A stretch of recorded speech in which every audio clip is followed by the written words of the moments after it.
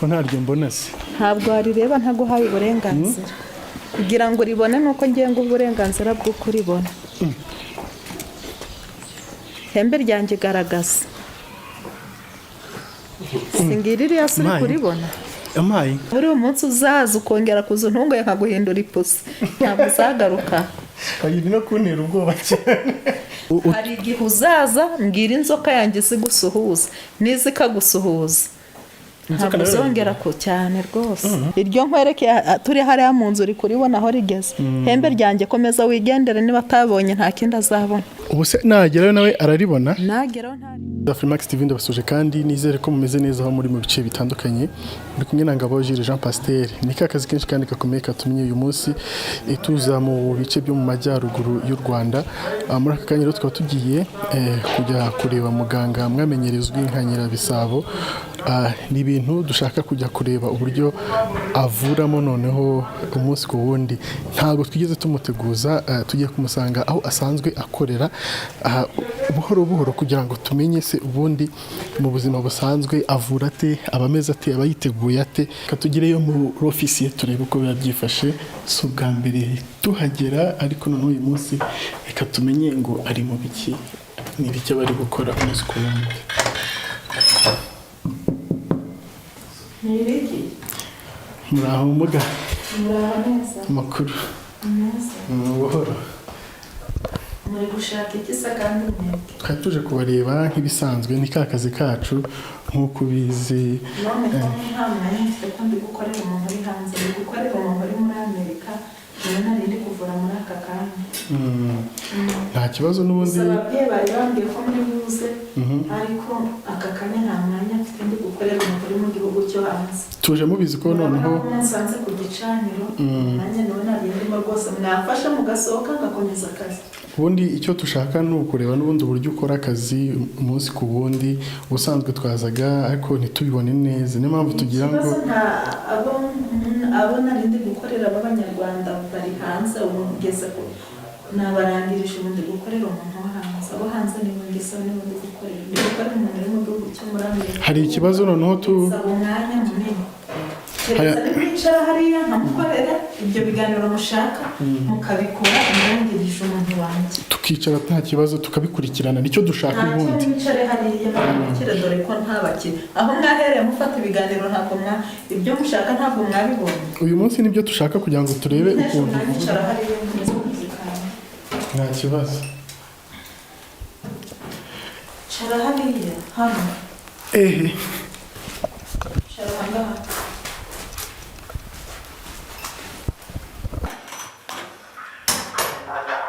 yego ibyo nari maze kukubwira mu kanya maze kubibona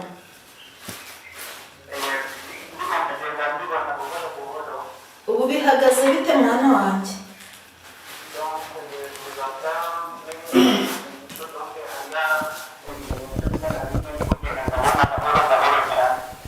none soko ndi kubona ufite amatsiko igera hagati none nibyo nashaka ubu ndi ku gicaniro nabonye ubuki bw'ababyeyi n'inzoga y'ababyeyi wabitanze ubu ndi ku gicaniro ngiye kugufasha mwana wanjye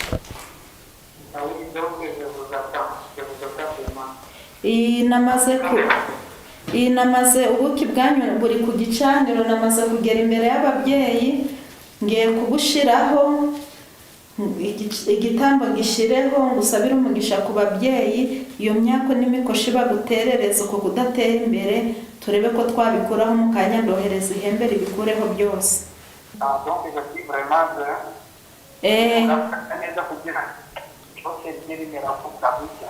yego ngiye kuguha insinzi mu kanya ndohereza ihembe kubera uhiguye umuhigo w'ababyeyi ribikureho byose humura mwana wanjye igihe cyose ugize ikibazo ujye umbwira niteguye kugufasha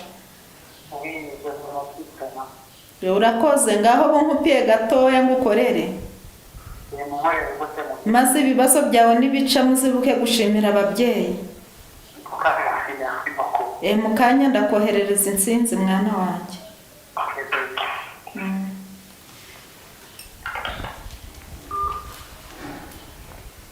nakuvugisha oya reka kumvugisha ndi kuvura rwose ikiganiro kiraza nyuma mumaze gufasha uyu mwana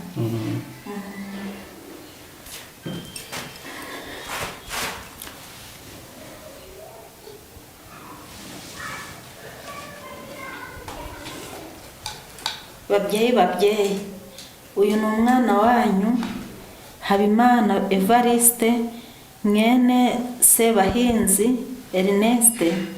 Dore ubuki bwanyu babyeyi, dore inzoga yanyu arayibahaye babyeyi ku kibazo cye, arabituye babyeyi kugira ngo namwe mu muhinzinzi uko mwadufashije mu cyumweru gitaha na n'ubu ibintu biri kugenda bigenda neza, kana agashimwe abohereje babyeyi tugiye kumukorera kugira ngo natwe mutwereke ko igitambo cye mucyakiye babyeyi, kugira ngo mutwereke ko mugiye kudukorera byose n'ishimwe ryakiye kandi k'insinzi agiye kuyibona babyeyi. Ngiye gukoresha ikibiriti mwampaye babyeyi n'amazi nk'uko mwabimpaye kugira ngo imbaraga zigaragarira ahangaha babyeyi. Munzanira amazi, ngiye gukoresha amazi arera, amazi ni umugisha. Niturangiza babyeyi, niba mwemeye igitambo babyeyi umuriro uraka, niba igitambo mutacyemeye babyeyi umuriro ntabwo uri bwake. Ibyo ndabibasabye babyeyi imbere yanyu. Uyu mwana nakuzukuru kanyu ntacyo atakoze, ituro yararibahaye, ishimwe yararibahaye. Tugeze ku munota wa nyuma babyeyi, ndi ku gicaniro cyanyu. Niba mutwemereye babyeyi, ahangaha amazi ni umugisha, amazi arera, amazi ni ubuzima. Niyo ngiye gukoresha kugira ngo munyereke ko insinzi ye muyemeye. Noneho babyeyi ikindi ngiye gukoresha mu muriro, nimunyemerera babyeyi umuriro uraka. Nimutemera igitambo babyeyi umuriro ntabwo uri bwake.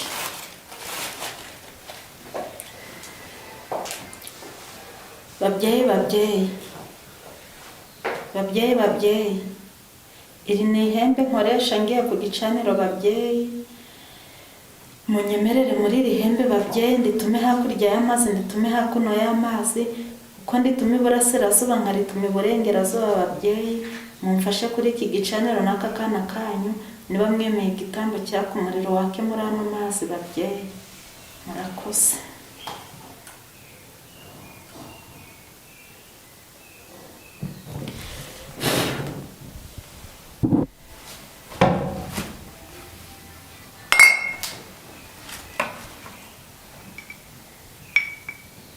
Ntugire ubwoba, sinjye wakuzanye. Ubwo rero umuriro uratse, igitambo cy'uyu mwana kiremewe, igicaniro kiremewe babyeyi. Murakoze babyeyi kwakira akakuzukuru kanyu babyeyi. Shazampamagara mbwire ko yakize, ngiye kumwohereza ihembe rijye kumuhesha umugisha babyeyi. Rino hembe numvishe uvuga ugiye kohereza ni ryo kumara iki? Ririya hembe ngiye kohereza nirigiye kurangiza ibibazo byose by'uriya muntu no kumuha imbaraga. Ngibyo byagiye, sinzi aho warebaga. Hembe ryatambutse. Ubwo se riragiye koko cyangwa? Hembe riragiye, ahubwo niba utaribonye dusohoke no hanze ngende nkwereke. Tugende njye kureba ko turibona noneho, niba koko ryagiye. Tambuka ugenda uraribona ihembe ryagiye. Aho ugeze ngakurebe. Aho riri hose umuntu araribona? Uraribona ariko nta burenganzira ufite bwo kuribona atari ngewe kuguhana. Ubwo se ubundi rigiruka bingana gute ku buryo rigera aho hanze? Ntaryo ihembe ryanjye hagararira. Ko ntaryo mbona se? Ntabwo warireba ntaguhaye uburenganzira. Kugira ngo uribone nuko ngiye ngo uburenganzira bwo kuribona. Ihembe ryanjye garagaza. Singiri ririya suri kuribona? Yampaye. Waribonye? Yampaye. Waribonye ngiryo. Ubu se nagerayo nawe araribona? Nageraho ntaribona kuko njye nakazi kanjye ndi kumukorera, rigiye kumurangiriza byose, singo aribonye yahahamuka. Noneho ndumiwe. wemeye ariko iryo nkwereke turi hariya mu nzu uri kuribona aho rigeze hembe ryanjye komeza wigendere niba atabonye nta kindi azabona wampa akanya gato noneho basi tukanaganira kuri ibi bintu mbonye bidasanzwe ndabikwemerera ariko ntabwo ngusubiza mu gicaniro cyanjye ntabwo aba ari ngombwa kwajyana umuntu nkawe kuko nturi umurwayi ntuje no kwivuza tugende muri salo wicare unganirize izo nkuru za nyuma nta kibazo ariko gukora mpuzamutanga utaburiye ntabwo mbishaka.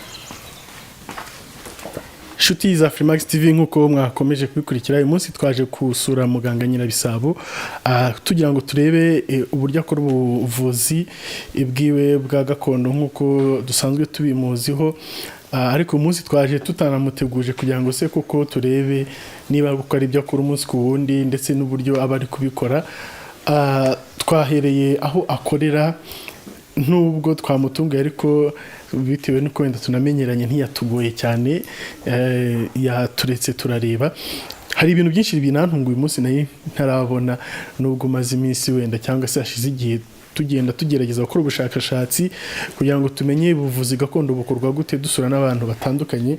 Nyirabisabo rero niwe turi kumwe uyu munsi ngira ngo mwajye mubona bitandukanye yagiye akora hari n'ibyo akoze uyu munsi bidutangaje ngira ngo tugaruke tunabiganiraho mu buryo noneho bunonosoye.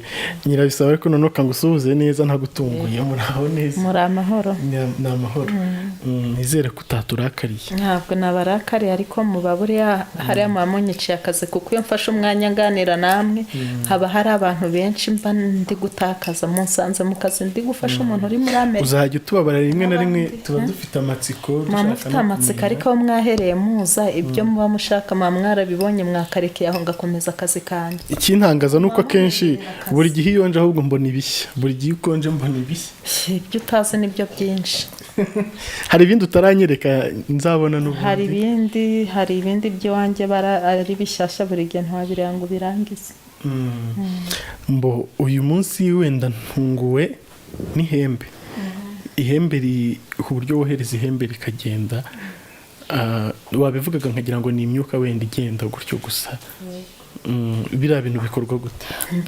Igicaniro nari nkiriho ihembe naryohereje ryagiye ryaka umuriro turi mu nzu urambwira ngo mbese niryo rigiye urahakana dusohoka hanze ndanakwereka ndihagarika rigeze mu kirere rigenda warirebye ntiwaribonye nakubwiye ati ntiwaribona ko ari njyewe ubikwemereye iryo hembe naribwiye ati hagarara hembe ryanjye rirahagarara ihembe waribonye rigenda ririya hembe rero rigiye kugenda rifasha uriya muntu uri hanze nirihagera rirakuraho imyaku imikoshi ibiterezanya ibirumikana ikintu cyose kibi cyamwangiriza kirava ni ukuvuga ngo uriya muntu yamaze gutanga ubuki bw'ababyeyi n'inzoga y'ababyeyi nta kindi kiba gisigaye uretse kumuhesha umugisha ririya hembe rero ubonye ko rigiye ryaka icyo rigiye gukora ni ukumuhesha umugisha rigakuraho biriya byose bimuriho. Buriya hari nk'abantu baba bari hanze ni ukuvuga ngo ndikoresha kenshi na kenshi ku bantu bari hanze uretse ko hari n'igihe ntakoresha ihembe ngakoresha inkuba nuko uyu munsi ariko ababyeyi ari bwo buryo bashatse ko nkoresha. Wenda ihembe rirantangaje uyu munsi bitumye nibaza uretse ihembe wenda hari n'ibindi wohereza nka kuriya hari igihe nohereza inkuba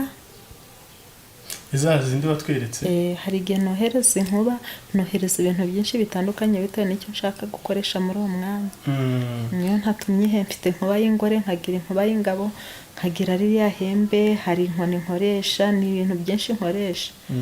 Hari n'igihe wohereza ya nkoni watweretse nasigaye n'ababyeyi cyane iriya nkoni nyirambikaho umuntu ibimurimo byose ari uwabuze urubyaro wabonye ko mfite imana y'amafaranga wabonye ko mfite imana y'ababyeyi wabonye ni ibintu byinshi mfite bitandukanye nkoresha ndumva ibyatari bishyashya mu matwi yawe ari ibintu umenyereye nk'umuntu ukunda kugenda ahangaha. Hanyuma nka kuriya wohereza ihembe ryawe riragiye rizagaruka ryari bizarifata igihe kingana ute kugeraho cyangwa no kugaruka? Ririya hembe uko rigiye nuko rizagaruka ni njye bize ntabwo bikureba. Hanyuma wenda ababyeyi tuba tutagomba kukumenera kuko nta kikureba ushaka kumenya byinshi abanyamakuru ariko ntabyo nkubwiye ibi ni ibyanjye nk'umuganga.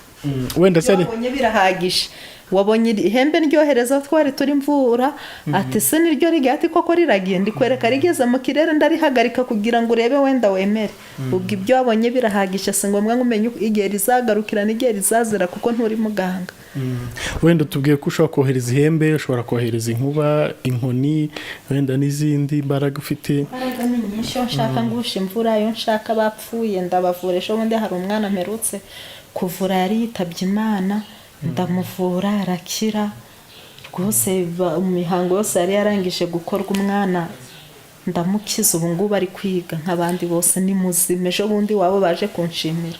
Nangiye kukubaza, w'ikiragi nawe ntabwo yavugaga, afite ikibazo cyo kutavuga, nawe ubu ngubu aravuga, bita Sara.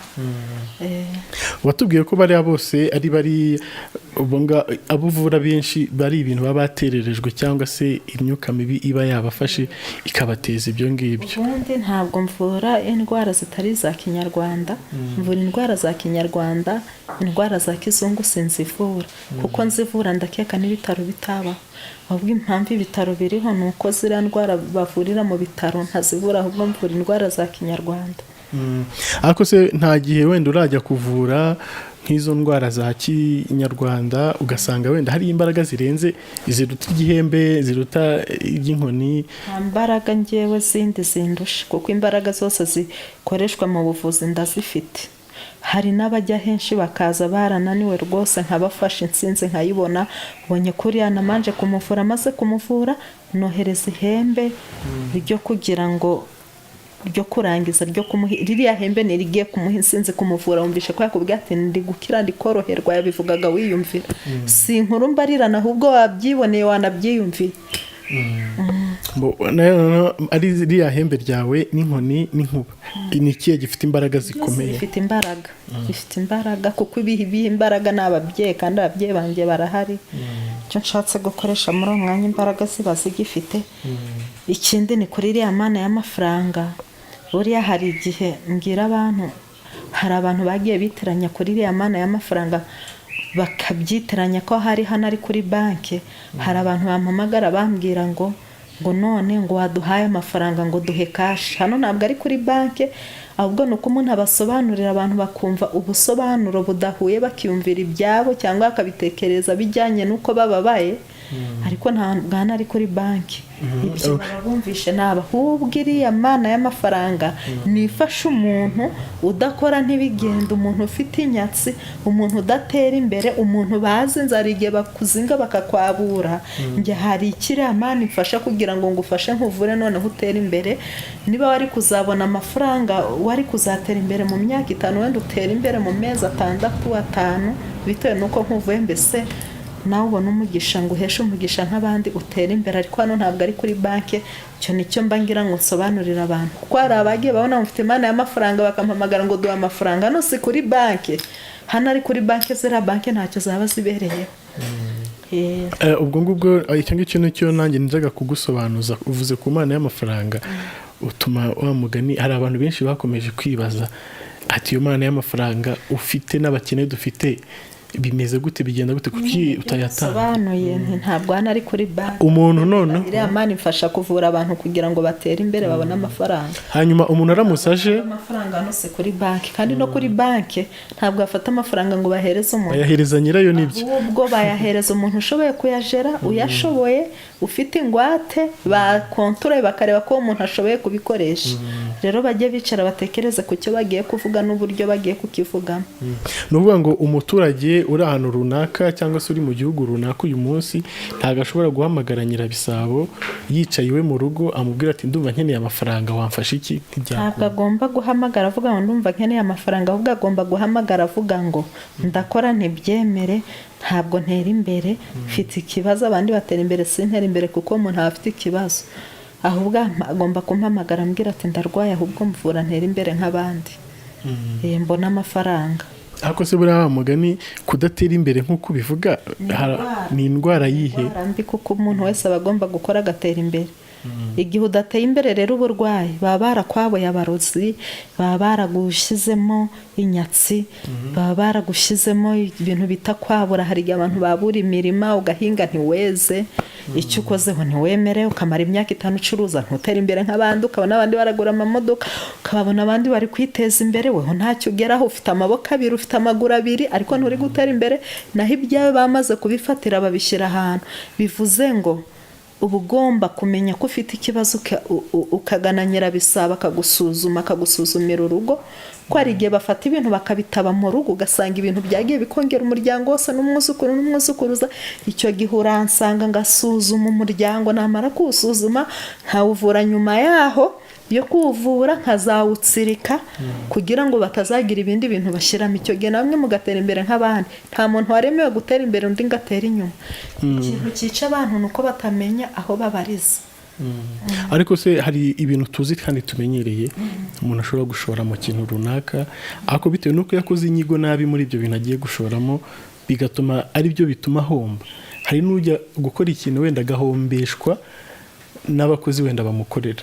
Ubwo ibyo nabyo twabyita guhombeshwa n'abakozi bagukorera, kukise undi adahombeshwa, kuko undi ashyiraho abakozi bagakora ntibamuhombeshe, undi akabashyiraho agahomba. Ni yanyatse ibiri mu byawe y'imyaka.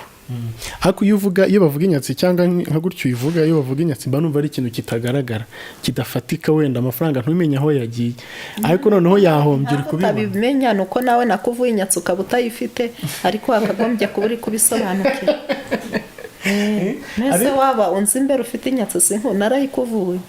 Niyo mpamvu utabisobanukirwa. Uri kubona utera imbere ukabona mugenzi we ntari gutera imbere, hariya hanze haparitse imodoka yawe. Uri kubona uri umwana ugana gutyo ufite imodoka, ukabona hari undi mungana nta modoka afite, wumva ko hari icyo washizeho. Ese wayimvuye ryari? Kuyigura wabimenya se? Wabimenya ko wabifashe nk'umwana buri munsi uzaza ukongera kuza untunguye nkaguhindura ipusi, ntabwo uzagaruka. Kayiri no kuntera ubwoba cyane. Oya usigaye ukora urazuka ngo muje gushaka inkuru, muje 1 2 3 inkuru ntimwazigurije koko. Ibyo mwashatse kumenya kuri nyirabisaba ntimwabibona. Hari igihe uzaza mbwira inzoka yanjye zigusuhuza n'izikagusuhuza, ntabwo uzongera ko cyane rwose. Inzoka cyakora ndayitinya cyane. Noneho ubu ngubu wari uri kuvuga ku mana y'amafaranga, abantu bakunze kwibazaho ibintu byinshi. Iriya mana y'abagore yo noneho sibyo, uhambwiye ko ifasha abagore mu buryo butandukanye, ariko hari indwara z'abagore baba baragiye kwa muganga bakabwira ko ibintu ibi n'ibi ngibi ari uko bimeze cyangwa se bizagenda uko nguko. Iriya mana yawe niki gitangaje ikora wenda kurenza ibyo ngibyo abahanga muri za siyansi baba baravuze? Imana y'abagore. Imana y'abagore ngo buriya rero iyi mana y'abagore itandukanye n'ibyo byose muri za siyansi byo mu bitabo. Ntabwo ibintu nkora nta hantu nta gitabo birimo. Ibintu nkora ntaho biri muri siyansi. Ibintu nkora n'umurage, nta wabyanditse, ahubwo na babandi babyandika nabo b'amasiyansi usanga baza nkabavura, nabo bandika ibyo bitabo barangana. Bivuze ngo ngiye mfite ibirenze byabo, intege n'indi kandi ubushobozi burarutana. Hanyuma wenda se ibyo tuvuge ko nabyo baba babitewe na biriya bya kinyarwanda wavuze, ziriya ndwara za kinyarwanda? Ubundi uyu muntu afite uburwayi ndamusuzuma nkabumenye, yaba ufite ndabimenye, ibyo byose biva mu gusuzuma umbwira. Uba wabanje kumusuzuma mbere y'uko? Ntabwo njye nicara mvuge ngo yararwaye, ahubwo mbibona ari uko namusuzumye. Igisubizo kivuyemo gusuzuma nicyo kimpa ko muvura. Hanyuma hari abantu wenda bajya bagaruka bakubwira ati cyakora noneho turabona ibintu bimeze neza. Ndabwo ndavuga ku mana y'abagore n'imana y'amafaranga. Maze ko abagore benshi bamaze guheka, bari barabuze urubyaro, abana bari gutamba mu mbuga. Abari bingo zari zasenyutse ubu bari kunshimira hano buri munsi. Ndakeka mwajanga ugakubitanira n'abantu hano kwiramba bafite amakesa n'amajerekani bavuye anga kunshimira n'ibyibo. Abo naba bari bavuye hano gushimira. Ahangaha ntibwakwira hatageze nk'abantu 15. Mbese hano hahora ibirori by'abaza gushimira. Ngo nanjye barantugara igenge ko nkabona umuntu araje ati tuje gushimira mubyeyi. Ibyo ni ibintu menyereye, ntabwo ari ibintu bishyashya hano, kandi nzi ko nawe si ubwa mbere si ubwa kabiri ugera ahangaha ugasanga abantu bavuye gushimira ku byo nagiye mbakorera. Ubu ngubu hari abantu bo hanze biteranije bari mu bihugu byo hanze, bari mu Bubiligi, barateranije ubu ibyangombwa binjyana hanze narangije kubibona. Ni ukuvuga ngo igisigaye ni uko korona ivamo ngafata indege nkagenda nkabafasha. Ntabwo wabafasha uri hano? Nabafasha, ariko bo barambwiye bati dushaka kukubona ku maso. Narabibakoreye birarangiye, ariko barambwiye ati ikintu dushaka tugiye kuguteranyiriza itike, ushaka ibyangombwa byose, korona nivamo uzaze dusabane. Banyohereje impano nyinshi hano, ubutaha uzana kweretse telefone banyohereje ifite agaciro ka 1,700,000. Hari n'imyenda n'ibindi bintu byo hanze by'ibikoresho byo mu nzu bagiye banyohereza ngo ni amashimwe. Ibyo byose ngenda njya kubifata i Kigali.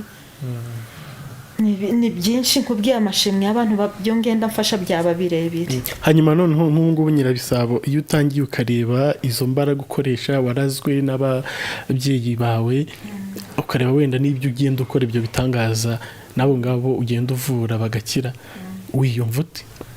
Mana, ntabwo mbyumva nk'ibitangaza, ntabwo mbibona nk'ibintu bidasanzwe, kuko numva ko ari cyo naremewe, numva ko ari cyo nabereyeho, kugira ngo igihe runaka nzatabare ikiremwa muntu, nzatabare abanyarwanda by'umwihariko, abadiaspora bari mu bihugu byo hanze, abanyarwanda bari mu gihugu n'abandi batari abanyarwanda ariko bakeneye ubwo bufasha. Numva ko ari cyo mbereyeho. Ku bintu bijyanye n'Imana y'amafaranga, hari abantu bajya babaza, sinzi niba ujya ukurikira komantere, abantu benshi rero bakunda kuvuga ati ariko ubundi wo utanga amafaranga afite angana iki? Yayihaye bangahe, yakijije bangahe? Wihereyeho. Ntabwo najya guhereza amahirwe yo kugira ngo abantu batunge amafaranga babeho neza, njye ntariho neza, ndakeka ntariho nabi. Ntabwo mfite ibintu bibeshaho umuntu neza, no kuba uri ahantu heza, ni ukuba ufite imodoka nziza, ni ukuba ufite ubuzima bwiza. Ntabwo rero najya kubiha umuntu njye ntabyihaye, bivuze ngo naramanje ndabyiha kugira ngo mbone ubushobozi bwo kubiha abandi. Rero ni ukuvuga ngo ba bantu, niba nawe ugiye kwaka umuntu amafaranga, ntabwo uzajya uzangana ndi umuganga ntarabyihaye, uje ahantu uri gusesera, uri kujya ahantu umuntu ubwo bushobozi ntiyabwihaye, burya ngo we hazabuguha icyo gihe ubuyobye. Hari abantu bazambwira ngo twagiye hehe, ngo ibi n'ibi ntibyashoboka. Aho hantu wagiye ugiye kwaka ubutunzi n'ubushobozi ntibabiguhe, nuko nabo batabyihaye. Manza ureba aho ugiye kwaka ubushobozi, aho hantu uri gusesera uwo muntu ugiyeho, manza uvuga ati se mu by'ukuri uyu muntu yamfasha kuri iki kintu nshaka, afite ubushobozi, icyo atihaye ntabwo we hazakiguha. Bivuze ngo rero ibibazo bagiye bahurira hanze ngo bagira ibi n'ibi, nawe aba agomba kurezona akavuga ati mu by'ukuri uyu muntu utarihaye ikizindi bumusaba iki? Impamvu dusaba Imana ubugingo tukayisaba ubuzima bwiza, ni uko ari Imana umuremyi wa byose, ifite byose. Bivuze ngo jya gusaba umuntu ubona ko nawe hari icyo yihaye.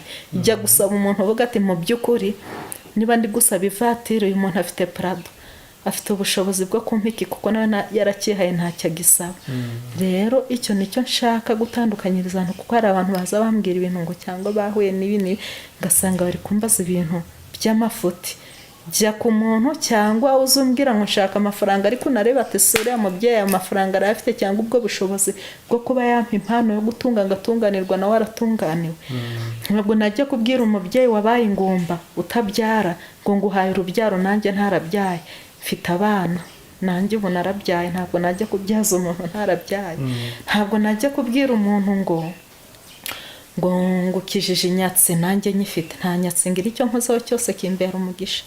Ntabwo najya kubwira umuntu ngo ukijije ibitegano, ngo ngute iwanjye nta barozi ba nijoro barara babyina. Ntabwo ibyo ngibyo, ni ukuvuga ngo iwanjye namwe mujya guhaguruka i Kigali mufite umugambi wo kuza aha ngaha, mbizi ko muri buhagere. Bitari ibyo ndamutse ntabizi, ntabwo mwandengera ku muryango ngo nemere ko, ahubwo ayo makuru mba nyafite. Ntabwo nabwira umuntu ngo ndagukiza, ngo ndakugarura ibyo bakwibye, nanjye ndi gutaka ngo baje abantu borera inzu baranyiba. Nta musambo wanyiba njyewe n'uwabyiba yabigarura. Ntabwo navuga ngo umuntu ngo yakundanye n'undi ngo baramwanga, afite umukobwa wanjye waheze aho ngaho.